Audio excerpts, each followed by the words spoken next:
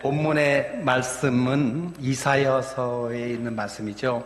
이사야서는 아주 우리가 다 알다시피 예언서입니다. 성경 구약과 신약의 3분의 1 정도는 예언서로 이루어져 있습니다. 그런데 그 예언서 중에서도 가장 독보적인 것이 오늘 우리가 공부하는 이사야서입니다. 이사야서는 모두 66장으로 되어 있죠. 우리 성경책도 모두 66권으로 되어 있습니다. 근데 구약 성경이 39권, 또 신약이 27권이잖아요. 이사야서도 1장부터 39장까지는 구약 성경의 내용을 압축한 것과 유사합니다. 구약 성경의 내용이라고 하는 것은 우리가 신명기 사관, 사관을 보면 크게 역대 사관이 있고 신명기 사관이 있지, 신명기 사관이라고 하는 것은 하나님의 불순종에 대한 경고, 책망, 심판, 이것이 신명기 사관이에요. 그것을 아주 적나라하게 이사야서는 얘기하고 있어요. 1장에 보면은 내가 언제 너희에게 숫양의 기름진 번제, 숫소의 기름진 번제를 원한 적이 있느냐? 다 귀찮다. 이런 것이 필요 없다. 이것을 가지고 나를 농락하지 말라. 이렇게. 그것은 그런 번제로다 하나님을 희유하려고 하는 인간의 저급한 행태를 신랄하게 비판하고 있는 것이죠. 그런데 40장에서 이사야서 66장으로 넘어가면은 갑자기 바뀌어서 하나님의 위로와 화해와 용서가 나옵니다. 대표적으로 이사야서 40장 1절 보면은 나하무 아밈미 이렇게 말해요. 이 히브리어로 뭐냐면 위로하라 위로하라 내 백성을 위로하라 이렇게 하나님의 무한하신 사랑, 축복, 위로 이것을 우리가 들을 수 있다는 점에서 이사야서가 구약과 신약의 압축된 그런 예언서로서 우리에게, 물론 그것뿐만 아니라 우리 주 예수 그리스도의 탄생에 대해서도 이사야서는 53장에서 이야기하고 있어요. 그러니까 이사야서 구약에서 보면 예언서 중에서는 역시 이사야서가 가장 독보적이다 이렇게 이야기를 말씀드릴 수 있겠습니다. 우리 본문의 말씀 61장 1절 보면은 여호와의 영이 내게 내리셨으니 이는 여호와께서 내게 기름을 부으사 이렇게 시작하고 있습니다. 주 여호와의 영이라고 하는 것은 성령입니다. 성령이 내게 내리셨으니 이는 여호와께서 내게 기름을 부었다. 기름 붓는 것은 구약에서는 3개 있습니다. 대제사장을 임명할 적에 기름 붓습니다. 그 다음에 사울 왕이라든지 다윗이든 솔로몬 이렇게 왕을 임명할 적에 기름 붓습니다. 그 다음에 이사야 같은 이렇게 훌륭한 선지자를 할 때도 기름 부음을 주죠. 물론 반드시 이스라엘 민족에게만 기름 붓는 것은 아닙니다. 누구도 전혀 하나님을 모르는 사람도 기름을 부어서 쓸 때가 있어요. 그게 누굽니까? The Great King Cyrus, 고레스 대왕이죠. 고레스 대왕은 하나님을 알지 못하지만은 고레스에게 기름을 부사 어떻게 해요? 바벨론에 끌려간 그 유대인들을 다시 본토로 넘어가게 하고 성을 짓게 만들죠. 그래서 사실은 이렇게 기름을 붓는다는 것은 상당히 중요한 하나님이 큰 사역을 옮길 수 있는 역량 있는 사람에게 내리는 건데, 기름을 붓는다고 하는 데는 2가지 의미가 있습니다. 하나는 사명을 준다는 겁니다. 특정한 사명을, 이건 네가 해라. 그렇죠? 모세가 그 궁중에서 운 좋게 그 공주의 양아들이 돼가지고 어떤 학문과 체력을 연마하지 않습니까? 그러다가 40세에 민족적 의분에 격해져가지고 그 근로감독관, 자기의 민족을 구타하는 근로감독관을 가격을 해서 죽이잖아요. 그리고 어떻게 됐어요? 그리고 저 호렙산 그쪽 끄트머리 가가지고 도망가다가 결국 이들의 큰딸 십보라랑 결혼해가지고 어떻게 도망자 생활을 하면서 자식을 낳아서 큰아들 이름을 뭐라고 해야 되냐? 게르솜입니다. 게르솜.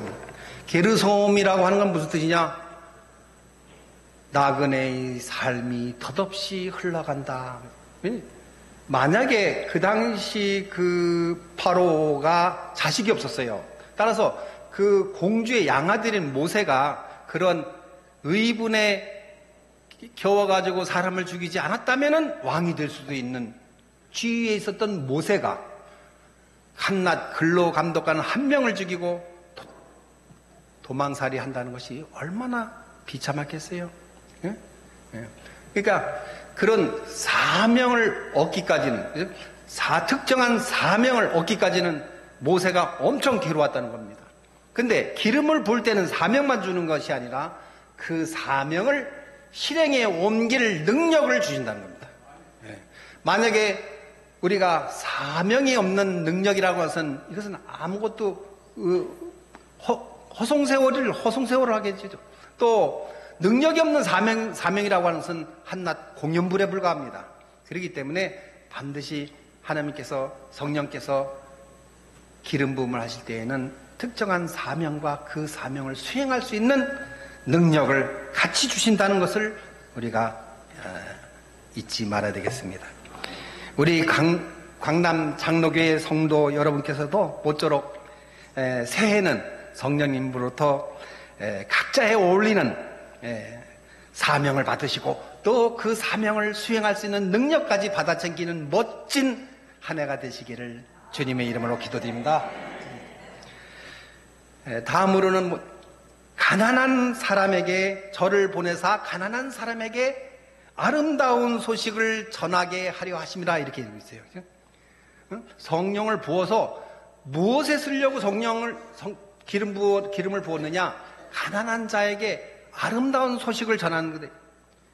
아니 내게 성령이 막 내렸다고 해가지고 라스베가스 가가지고 무슨 이렇게 슬롯 머신을 해가지고 돈을 따려고 하고 그것은 성령이 아니에요. 그 엉터리 그런 사람이 있었어요. 그죠? 어디 저기 전남 무안군에. 근데 성령이 내게 오셔서 기름을 부었다면 그 첫째 사명은 뭐냐? 가난한 자에게 보낸다는 거예요. 가난한 자에게. 예? 부자에게 안 보냅니다. 응? 저는 이제 교수 생활을 25년을 했어요. 대학 강사를 5년 했어요. 모두 30년 했습니다. 근데 보면은 그 목사님들이 잘 나가는 사람들, 국회의원, 시장, 군수 이런 사람들한테 구신된 사람들 있어요. 그죠? 어리석은 사람들이에요. 이 기름 부음을 받으면은 가난한 사람한테 가는 거예요. 가난한 사람들한테 무엇을 하러 가는 거겠습니까? 우리 그 다음 보면은 뭐예요? 마음 상한 자를 고치고, 그죠? 포로된 자에게 자유를, 그죠? 갇힌 자에게 노임을 선포하며, 가난한 사람들 중에서도 대표적으로 가난한 사람들이에요. 우리 성경은, 여호와 하나님은 가난한 사람이 제일 관심이 있는 거예요. 잘나고 이렇게 잘 나가는 사람들은 별로 관심이 없습니다. 우리가 가난한 사람들의 관심은 우리 하나님뿐만 아니라 사상사적으로 보면은 공산주의가 하나 있어요. 공산주의, 그죠? 공산주의를 그 시를 뿌린 사람이 그 칼 마르크스하고 프리드리 엥겔스라고 하는 두 사람이 그 공산주의 사상을 불태웠죠. 그래가지고 나중에 물론 레닌 이렇게 스탈린 이어집니다만은, 근데 이 사람들이 그 칼 마르크스하고 엥겔스가 공산당 선언을 하는데 그때 뭐라고 말을 하냐면은 프롤레타리아라고 하는 것은 무산계급이에요. have not class. 같이 아무것도 없는 사람들이죠. 우리가 노동자, 농민. 응? 이 사람들은 이제 잃을 것이 없다. 여러분들이 봉기에서 일어서면은 여러분들을 억압하는 쇠사슬, 그걸 끊어버릴 수 있다. 그러므로 만국의 노동자여 단결하라. 이렇게 주장한 것이 공산당 선언입니다. 공산당 선언에서 우리가 부르주아, 유산계급이라고 하죠. 그 사람들이 말하는 부르주아는 have class, 땅을 갖고 있는 쥐주, 그 다음에 공장 기계 설비를 갖고 있는 자본가. 이 자본가들을 무산계급인 프롤레타리아가 폭력적 방법으로, 폭력적 방법이라는 것은 뭐예요? 증오와 물리적 투쟁, 이거죠. 방법으로 무산계급을 해방시키자. 그렇게, 물론, 그렇게 그것도 뭐 좋은 방법일 수 있어요. 과연 그들이 그렇게 살았습니까? 우리가 스탈린 공산당을 생각해보세요. 스탈린 공산당 이미 폭망했습니다. 또 북한의 공산당, 중국의 공산당, 그 인민들이 잘 살고 있습니까? 인민들 잘 살지 못합니다. 그들 공산당 간부들을 위해서 독재가 이어지고 있고 일반 대중은 뭐예요? 압제에 시달리고 있어요. 그들이 사실은 잘 사는 사람 없고 못 사는 사람 없고 평등하자고 했는데 평등은 평등해졌어요. 어떻게 평등해졌나? 아예 굶주리는 것으로 평등해져 버렸습니다. 그 대신 자유는 아예 없어져 버렸죠. 그런데 비하면은 우리 성경은 이렇게 성령이 임해서 가난한 사람에게 보내준다. 그래서 그 사람들이 뭐하게 마음이 상한 자를 고치고 포로된 자에게 자유를 주고 갇힌 자에게 노임을 선포할 수 있도록 한다. 마음이 상한 사람이 얼마나 많습니까? 정말 요즘은 현대 사회는 전부 다 스트레스로 오는 사회. 뭐 우울증, 불안증, 신경쇠약, 공황장애. 개 중에는 병원 치료나 약물 치료로 가능한 것도 있어요. 당연히. 그러나 그것으로 고쳐지지 않을 때, 그때 무엇으로 고칠 수 있느냐? 하나님의 말씀으로 고칠 수 있습니다. 하나님의 말씀으로 마음에 상한 것을 고칠 수 있는 광남교회가 되기를 기원합니다. 우리 포로된 자도 많습니다. 뭐 전쟁 포로 지금 우크라이나 전쟁하고 있죠. 또 이스라엘 그 전쟁하고 있잖아요. 하마스하고. 전쟁이 어떻게 보면 더 빈번하게 발생할 가능성이 많습니다. 저는 사회과학도이기 때문에 보면은 이게 전쟁이 안 생길래야 안 생길 수가 없습니다. 그럼 전쟁의 포로가 된 거. 그런데 이스라엘 지금 있습니다만 이스라엘을 우리가 CP 생각하면 안 됩니다. 어떤 사람들은 이게 이제 우리가 복음주의가 돼가지고 이방인들이 이제 하나님을 믿었기 때문에 굳이 그 유대인들이라 하는 것은 별 의미가 없다. 하나님을 믿는 사람이 다 유대인이고 이스라엘 민족이 이렇게 말씀하는 사람이 있습니다만 절대 그렇지 않습니다. 이스라엘인은 반드시 그 하나님이 약속하신 것이 있습니다. 언젠가는 그들을 챙겨주실 거라고 생각합니다. 그러므로 우리는 그 이스라엘 민족하고 좋게 관계를 가질 필요가 있어요. 이방인으로서. 지금은 이방인의 시대라 우리가 사역의 중심에 있습니다만은 앞으로는 또 그런 전쟁의 포로가 된 사람뿐만 아니라 악의 세력의 포로가 되고 또 뭡니까? 나쁜 죄의 포로가 돼가지고 있는 사람들, 죄에 사로잡혀서 있는 사람들, 그런 사람들도 죄의 포로가 된 거죠. 죄의 사슬에 끌려다니는 사람들, 이런 사람들 영적 주권과 자유를 회복할 수 있어야 합니다. 갇힌 사람도 많습니다. 갇힌 사람은 뭐 잘못해서 갇힌 사람들이죠. 교도소에 가 있는, 뭐 사회적으로나 정치적으로나 잘못을 해서 깜빵에 가 있는 사람, 그런 사람들도 있습니다만은 불행하게는 그렇지 않아도 스스로가 스스로에게 갇혀 있는 경우가 있어요. 어린아이, 청소년, 자폐증 있잖아요. 그거 누가 그걸 어떻게 고치겠습니까? 하나님의 말씀으로 고쳐야 합니다. 그것을 고칠 수 있는 교회가 되어야 됩니다. 우리 강남교회가 갇힌 자들에게 노임을 주는 교회가 되어야 됩니다. 저는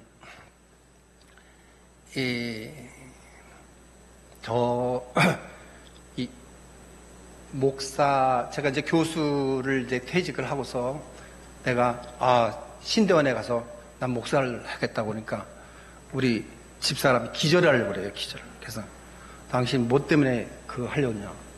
제가 여기 사실은 이렇게 하기 전에, 퇴직하기 전에 2017년도 이제 우리 학생들 20명 데리고 유럽에 갔어요. 유럽에 연수. 그 학생들 이제 무료로 연수를 학교에서. 근데 제가 베드로 성당을 갔습니다. 애들 데리고. 1시간 자유 관광을 주고 어디서 모여라 그러고서 제가 이제 저 혼자서 돌아다니다가 한 명 이제 저를 사진 찍어주는 학생 한 명을 데리고 그러다가 제가 베드로 동상을 봐. 베드로 동상, 다른 동상은 아주 이렇게 하얗게 고귀한데 베드로 동상만 시커멓더라고요. 그래서 흉측했는데 거기다 발등에다 손을 올렸다가 그 바로 옆에 기도실이 있더라고요. 기도실로 그냥 아무 생각 없이 들어가서 있는데 내가 무슨 기도를 할까? 그리고 늦둥이가 있었어요. 그 당시 이제 초등학교 5학년, 지금 이제 고등학교 2학년입니다. 거기 늦둥이 잘 되라고 기도해야 되겠다. 그리고 이제 거기 우리 이렇게 앉는 스타일이 아니고 역시 기도하는 스타일이라 앉으면 두 무릎이 꿀리게 돼 있더라고요. 그래서 거기 딱 누웠는데 그리고 나서 한 10분 정도를 엄청 울어요. 내가 왜 우는지를 모르겠어요. 눈물이 눈물이 바다와 폭포수와 같이.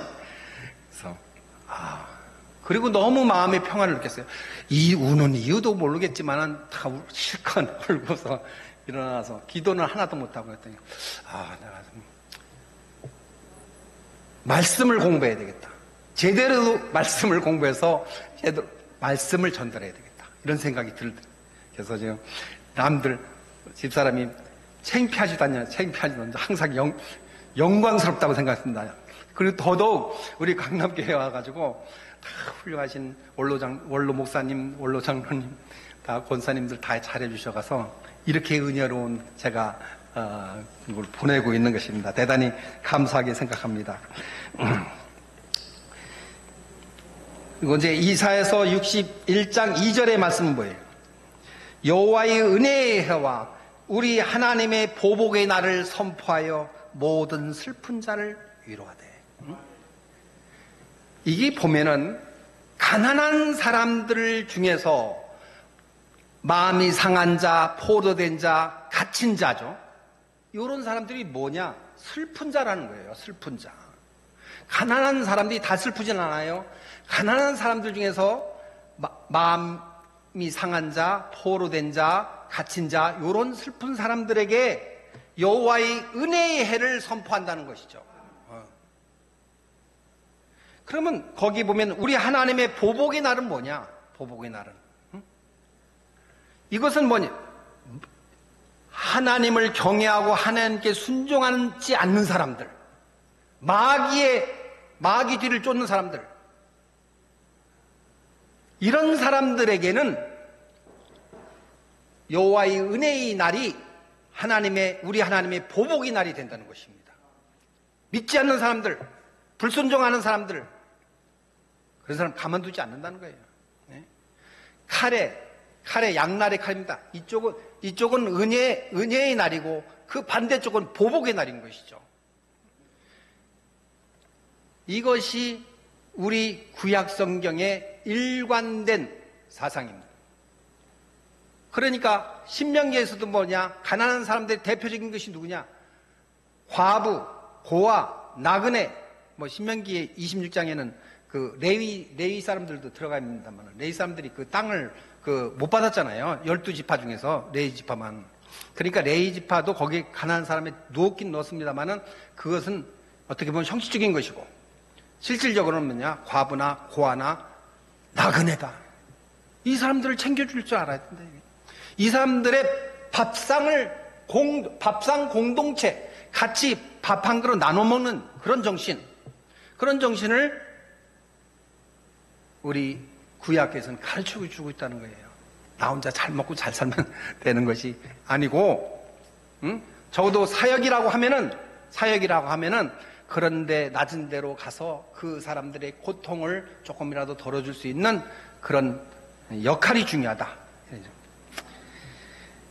이처럼 마음 상한 자, 마음의 포로가 된 자, 갇힌 자, 이들에게 주의 여호와의 영이 내리시고 그래서 그들이 노임을 받고 자유를 얻게 되는 놀라운 성령님의 은사가 올 한 해 내내 우리 광남 장로교회 성도 여러분께 임하시기를 우리 주 예수 그리스도의 이름으로 축원드립니다. 아멘.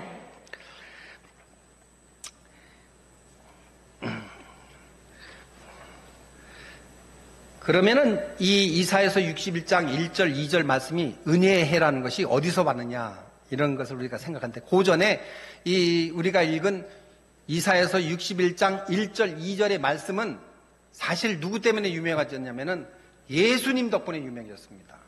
예수님 덕분에. 예수님이 누가복음 4장 16절에 그 사탄에게 광야에서 시험을 받고 갈릴리로 가셔서 갈릴리 나사렛 고향으로 가셨잖아요. 고향에 있어서 안식일이 되니까 항상 하던 것처럼 회당에 들어가셨다. 회당을 시나고그라고 합니다. 시나고 물론 우리가 예루살렘 성전에서 우리가 예배를 드리겠습니다만은 각 작은 마을에서는 회당에서 저기를 하는 것이죠. 근데 거기 이제 자기 고향이고 하시니까 또 늘상 하는 것처럼 우리 16절에 보면 늘상 있었던 것처럼 가서 회당에 들어가시니까 바깥에서 이제 유명 인사가 되셨기 때문에 예수님 오셔서 한 말씀 하시시오 이렇게. 거기서 이제 옛날엔 파피루스에다가 성경 말씀을 적었잖아요. 그러니까 그걸 펴서 들어서 읽어본 것이 바로 이사야서 61장 1절과 2절 말씀인 것이죠.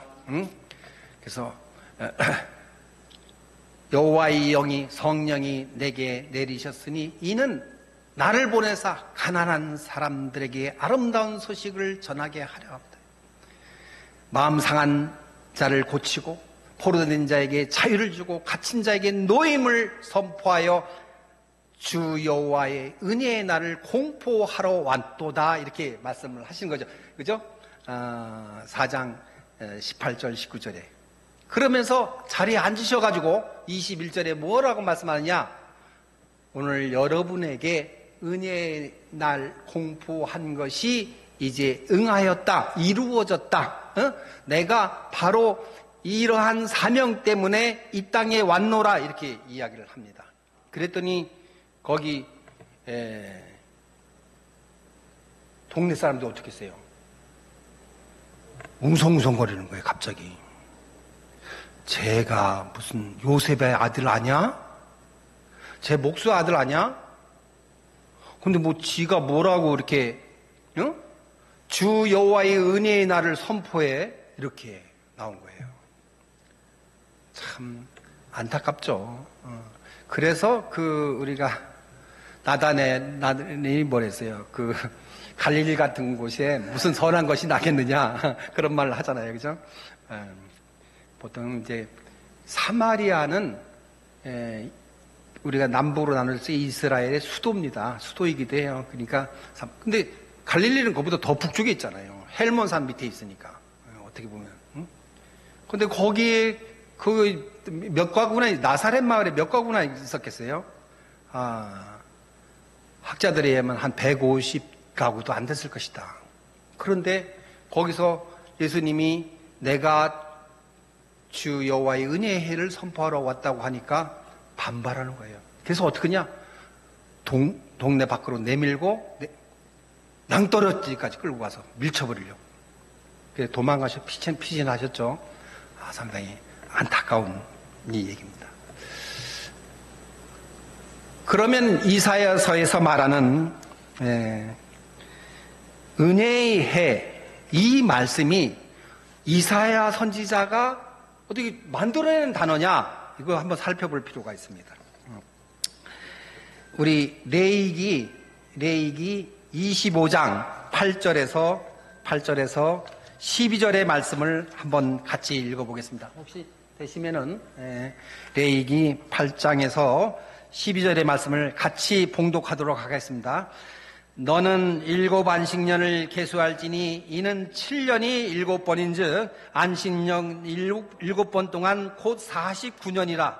7째 달 열흘 나는 속죄일이니 너는 뿔라팔 소리를 내되 전국에서 뿔라팔을 크게 불지며 너는 50년째 해를 거룩하게 하여 그 땅에 있는 모든 주민을 위하여 자유를 공포하라. 이에는 너희에게 희년이니 너희는 각각 자기 소유지로 돌아가며 각각 자기 가족에게로 돌아갈지며 그 50년째 해는 너희 희년이니 너희는 파종하지 말며 스스로 난 것을 거두지 말며 가꾸지 아니한 것을 포도를 거두지 말라. 이는 희년이니 너희에게 거룩함이니라. 너희는 밭의 소출을 먹으리라.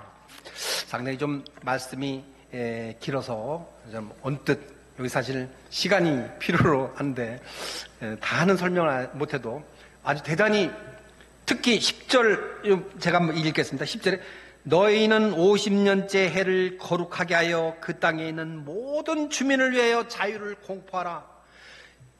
하나님은 이 땅의 백성이 자유롭기를 원합니다. 여러분 중국에 가면 자유롭습니까? 지금 지하교회들이 많죠. 교회도 못 믿어서 지하로 북한엔 당연히 이웃 동네도 못 갑니다. 근데도 공산주의 좋다고 추종하는 사람들이 많습니다. 저희 부모님이 피난민이어서가 아니라 저는 정말로 내가 이 공산주의 좋다는 사람들은 다 보냈으면 좋겠습니다. 다 보내서 실컷 거기 믿고 와라. 응? 왜 하나님은 적어도 매년은 자유를 선포 못해도 그죠? 인간사가 매년을 자유를 선포할 수가 없어요. 50년째 그 한 해만이라도 자유를 선포하라. 근데 50년을 어떻게 계산하느냐? 7 안식년을 안식년 하나 둘 셋 넷 7 안식년이라는 것은 토지의 안식을 말합니다. 토지 안식은 6년을 경작하고 1년은 휴경을 하는 거예요. 휴경을. 응? 이스라엘에서는 1년을 그러니까 농약 비료 같은 게 없지 않습니까? 그러니까 6년간 농사하고 그 다음 해는 휴경을 해서 땅이 기름지도록 땅의 지력을 복돋아 주는 것이죠. 이것이 토지의 안식년이에요. 이 나중에 이제 자서 대학교 같은 데는 교수님들이 안식제도가 있잖아요. 7년에 한 번씩. 그리고 미국의 교회 아주 큰 대형 교회에는 목사님들도 7년에 한 번씩 안식년을 갖습니다. 왜냐면 목사님들이 엄청 힘든 거예요. 새벽교회 저도 이제 저쪽 그 교육전도 살 적에 새벽교회를 한번 나가 보니까 무안에서 목포를 나가는데 5시잖아요. 그러니까 제가 집에서 나갈 적에는 그래도 30분 전에 가야 되니까 3시 늦어도 3시 40분에는 나갔어요. 그러면 가서 새벽기도 하고 일을 보려면 일을 못 보겠더라고요. 야, 우리나라처럼 이렇게 목사님 부지런한 목사가 없어요. 다른 나라에서는 새벽 기도 자체가 없습니다. 평양의 길선주 장로가 새벽 기도를 부흥을 시켜가지고 우리가 이렇게 하고 있죠. 우리 예수님도 새벽 기도를 하셨습니다만은 그렇게 세계사적으로 보면은 이렇게 새벽 기도를 열심히 하는 그러게 또 그것만 합니까? 수요 예배죠. 금요 철야 예배하죠. 그러면 목사님이 이걸 말씀을 연구하려면요 시간이 필요합니다. 뇌가 이렇게 릴락스해져 가지고 이렇게 많은 것을 받아들일 수 있어야 좋은 말씀 그 성령도 임하지 다람쥐 쳇바퀴식으로 막 돌면은 말씀이 임할 틈이 없어요. 물론 우리 원로 목사님처럼 능력이 탁월하신 분은 그렇게도 합니다만은 보통 일반적으로는 그래서 이제 미국 같은 경우는 1년에 2달씩 그죠? 전반기 한 달, 후반기 한 달 이렇게 쉬는 데도 있습니다만 이게 안식년이 7년이기 때문에 7, 7이 49, 7번을 계수하니까 49년 그때 7월 10일 날 어떻게 됩니까? 그날이 속죄일이다. 매년 7월 10일 날은 속죄일이에요. 근데 이 7월 10일은 우리나라 달력이 7월 10일이 아니고 이 세상에는 달력이 3가지가 있습니다. 태양력, 음력, 그 다음에 유대력, 유대인의 달력, 그죠? 그 6월절을 기준으로 해서 새해를 만들죠, 걔네들은. 그러니까, 유대인들은 한 3월 초 정도가 새해에 해당, 우리나라 새해가 1월 1일이, 걔네들 유대력으로는 3월 초 정도 됩니다. 그걸로 7월 10일 날이 뭐냐? 속죄일이다. 매년 속죄일이에요. 속죄일은 어떻게 레이기에 어떻게 되냐? 모두 스스로 괴롭히는 날이다. 이렇게 돼 있어요. 우리는 그걸 뭐라고 하냐면 금식이라고 해요. 금식은 스스로 괴롭힌다는 거예요. 자기 안 먹는 것은 힘든 일이죠. 사실 어떤 분들 보면은 뭐 10일 금식하고 뭐 이렇게 하는 사람도 금식하다 돌아가시는 분들도 있잖아요. 근데 금식 상당히 어려운 겁니다. 근데 그렇게 이스라엘은 매년 7월 10일이 그네들 달력으로 속죄일이고 금식하는 날인데 이 772 49년 내놓은 해의 7월 10일은 대속죄일이에요. 대속죄일은 집에 있는 가축까지도 다 금식을 시킵니다. 밥을 안 줘요. 됐어요. 그렇게 해가지고 전국적으로 나팔을 봅니다. 나팔. 그래서 그 수장의 뿔나팔로 뚝 이렇게 전국에서 보면은 그로부터 1년 동안 그들은 농사를 짓지 않습니다. 아무것도 먹지 않아요. 아무것도 일하지 않아요. 1년 동안. 응? 포도 같은 것도 그냥 놔둬서 거기 그걸 수확하지 않습니다. 지나간 나그네들이 그걸 먹을 수 있게끔 하기 위해서 이렇게 하는 것이죠. 그리고 거기 그 10절에 보면은요. 이 해는 너희에게 희년이니 너희는 각각 자기의 소유지로 돌아가며 각각 자기의 가족에게로 돌아갈지라. 이게 무슨 소리인지 사실은 제가 결론만 얘기하면 뭐냐면은 이스라엘에서는 땅 거래를 못하게 했어요. 땅 거래. 땅은 우리 레위기 25장 23절에 토지는 여호와의 것이니 너희는 매매하지 말라. 너희는 다만 나와 더불어 동행하는 자여 거류민에 지나지 않는다. 이렇게 말하고 있어요. 그러니까 우리가 12지파에게 레위 지파 빼놓고 땅을 배분했잖아요. 그 배분한 것은 그 지파에게 영원히 속하는 겁니다. 소유권이 아니라 경작권이. 그러니까 경작권만을 거래할 수는 있어요. 갑자기 집에 아픈 사람 생긴다든지 돈 쓸 일이 생기면은 그 토지의 경작권을 넘기고 돈을 융통해서 그걸 하는 거죠. 그래도 50년이 되면은 그 땅의 경작권이 다시 넘어간다는 거예요. 다시 내가 집을 담보로 잡혔다. 그것이 다시 50년 되면은 내 것으로 된다는 거예요. 좀 더 아주 독특한 거죠. 저는 이제 민법의 전공입니다만 법학적인 방식으로 보면 이해는 되지 않지만 대단히 어떻게 보면 참신한 발상인 거예요. 아예 뭐냐면은 평등을 이루고는 50년에 한 번씩은 다 부자도 가난한 자도 얻게 만드는 것이죠. 그 다음에 또 뭐냐? 각각 자기 가족에게 가라. 이건 뭐냐면은 범죄를 짓거나 한 사람들 이제 남의 종의 노예로 끌려간 사람들 다 50년째 해가 되면은 희년이 되면은 다 집으로 간다는 거예요. 그래서 그 희년을 기쁨의 해, 은혜의 해, 요벨이라는 것은 뿔나팔을 요벨이라고 합니다. 요벨이 왜 그 기쁨을 뜻하느냐? 우리가 이제 아브라함이 백세의 자식을 얻잖아요. 근데 하나님 어떻게 합니까? 너희 사랑하는 아들을 바쳐라. 너희 그냥 아들을 바치라 이게 아니라 너의 사랑하는 아들을 바쳐라. 그렇게 탁 꼬집어서 얘기를 했을 때는 이놈이 아들을 더 사랑하는지 나를 더 사랑하는지 하나님은 어떻게 보면 그렇게 하나님한테 시련이 오면은 무조건 순종하는 게 좋습니다. 세상에 시련이 오면은 회개하면 됩니다. 하나님한테 시련이 오면 시련제. 이제 아브라함이 가가지고 그 어린 아들 새벽에 끌고 가니까 이삭이 아버지 뗄나무도 있고 칼도 있는데 번제물은 어디 있습니까? 아브라함 참 무던한 사람이죠. 야, 모리아산에 가면은 하나님이 준비해 주신단다. 얼마나 그 가슴이 미어지겠어요. 그래가지고 어디 번제물 들려면 손을 대야 되잖아요. 손을 대려고 하니까 그때 천사의 목소리가 들어요. 아브라함아, 그만이면 알겠다. 손을 대지 말라. 그래서 봤더니 가시덤불에 수풀에 숫양이 걸려 있잖아요. 얼마나 여호와 이래 정말. 그래서 그 숫양의 뿔로 뿔나팔을 만들었다. 그래서 숫양의 뿔나팔이 기쁨을 뜻한다. 그래서 은혜의 해 이렇게 우리가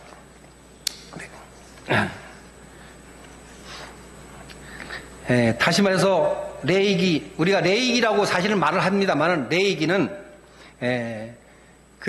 원래 그 히브리어 책명으로는 와이크라라고 합니다. 와이크라. 그러니까 우리가 모세한테 출애굽 명령을 해가지고 홍해를 가로질러서 우리가 그 가나안 땅, 모세는 결국 못 넘어갔잖아요. 그죠? 왜 못 넘어갔어요? 하나님 말로 다만 물 나와라 그러라고 했더니 건방지게 그 바위를 두들겼잖아요. 바위를 2번 때린 죄로 모세는 요단강을 건너지 못했습니다. 어쩌면 그 바위는 우리 예수님일 수도 있어요. 그래서 그러지만은 그때 뭐냐면 출애굽을 하고 나서 와이크라, 하나님이 그를 부르셨다 이거예요. 그래가지고 계속 레위기를 보면 그가 부르셨다 이렇게 나오잖아요. 근데 그것을 레위기 한 지파의 이름으로 책명을 바꾸니까 헬라어 성경에서는 조금 내용이 좀 의미가 희석되는 면이 없지 않아 있습니다만, 여하튼 간에 우리 희년의 해, 기쁨의 해, 요벨의 해가 되면 어떻게 되냐? 모든 공동체의 자유가 회복된다는 겁니다. 토지의 경작권이 원 경작자에게 넘어가고, 모든 사람의 신분이 자유로워지고, 다른 사람의 종으로 팔려갔거나 범죄로 감옥에 들어간 자도 자유를 얻어 마침내 모두 자기 집으로 돌아가게 되는, 그러므로 모든 사람은 은혜의 희년 한 해 동안 완전한 자유권적 기본권을 누리게 됩니다. 이뿐만 아니라 경제적으로 어려움을 겪고 양도한 토지의 경작권도 다시 회수하게 되고, 만약 여전히 경제적 어려움이 있다면 희년이 지난 다음에 다시 경작권을 양도해가지고 현실적인 어려움을 해결할 수 있습니다. 토지를 영구하게 팔지 못하게 하는 것은 토지는 다 하나님의 것이기 때문입니다. 우리 사도 바울이 1차 여행, 2차 여행 해가지고 다 이렇게 선교를 했는데 어느 날 싹 뒤집어졌죠. 어느 날 뭘로 뒤집어졌습니까? 무슬림이 돼버렸잖아요. 그 사람들이. 왜 그랬어요? 그 이스라엘 민족이 돈에, 땅에 눈이 멀어가지고 이거 뭐예요? 지주를 지네들이 했잖아요. 그러니까 무하메드가 뭐야? 땅은 알라의 것이다. 25장, 레위기 25장 23절에 나와 있는데, 소작인들이여 분기탱천에서 일어나서 지금 짓는 그 땅을 여러분의 소유로 해라. 이랬잖아요. 그러니까 다 일어나가지고 하루아침에 다 이슬람. 지금도 이슬람 사람 엄청 무섭습니다. 우리나라에도 이슬람들 많이 들어와 있잖아요. 기독교인이 정신 차리지 않으면, 크리스찬이 정신 차리지 않으면은 이게 언제, 거기는 또 일부 닫혀졌잖아요. 어떻게 우리도 막 넘어가고 있는데, 지금 영국에 보면요, 영국에 크리스찬보다도 이슬람 교도인들이 훨씬 많습니다. 정신을 우리가 차리지 않으면 큰일 납니다, 지금. 그래서 이 토지는 다 하나님의 것이라는 것에 대해서 우리가 다시 한번 경각심을 가지고 공부를 해볼 필요가 있다, 이렇게 생각합니다. 또 은혜의 해가 되면은 모든 빚진 사람은 그 빚들도 모두 탕감되어 모든 사람은 완전한 자유권과 완전한 평등권을 얻게 돼서, 그래서 명실상부한 희년은 은혜의 해가 된다, 이런 말씀이 되겠습니다. 정말로 이 모세가 살던 때를 우리가 생각해 보면 어떻게 되겠습니까? 약 한 1500년 정도 되겠습니까? 전에. 지금이 아니라, 지금 이제 2000년이 또 지났으니까 3500년 정도 되겠죠. 그때에 이런 희년제도를 만들었다는 것은 대단한 사건이라고 생각합니다. 정말. 오늘날 사회복지 정책의 견주어봐도 손상이 하나도 없어요. 정말 탁월하고 훌륭한 사회보장적 기능을 갖고 있는 제도였다, 그렇게 생각합니다. 그리고 무려 2000여 년 전에 예수님이 이 땅에 은혜의 해를 선포하러 오셨다는 거, 그거 잊어서는 안 됩니다. 예수님이 이 땅에 오셔서 은혜를 선포하셨기 때문에 우리에게 영원한 자유, 영원한 평등이 허락되었다, 이거예요. 예수님이, 우리가 레위기의 표현에 의하면 기업 무르는 자라고 합니다. 기업 무르는 자. 터기자, 기업의 무슨 회사를 말하는 기업이 아니라 뭐냐면은 삶의 기본이 되는 재산, 그게 땅이죠. 그 기업, 그 기업을 우리가 어떤 사정으로 그 기업을 뺏겼을 때 그걸 되찾아주는 역할을 한 것이 예수님입니다. 죄에 빠져서, 사탄에 빠져서, 마귀에 빠져서 우리가 온전한 자유권과 평등권을 얻지 못했을 때에 예수님이 스스로 십자가에 보혈로 매달리셔서 그 죄의 대가로 우리가 시뻘건 죄가 눈꽃보다도 더 하얗게 됐다는 것이죠. 그렇게 해서 됐다는 것을 우리가 잊지 말아야겠습니다. 아무튼 간에 갑진년 청룡의 새해 한 해 동안 우리 강남 장로교회 성도님들을 모두 각별하시고 거룩하신 아버지 하나님의 은혜의 해가 임하시기를 굳게 믿어 확신하며 우리 주 예수 그리스도의 이름으로 간절히 바라옵고 나옵나이다. 기도하겠습니다.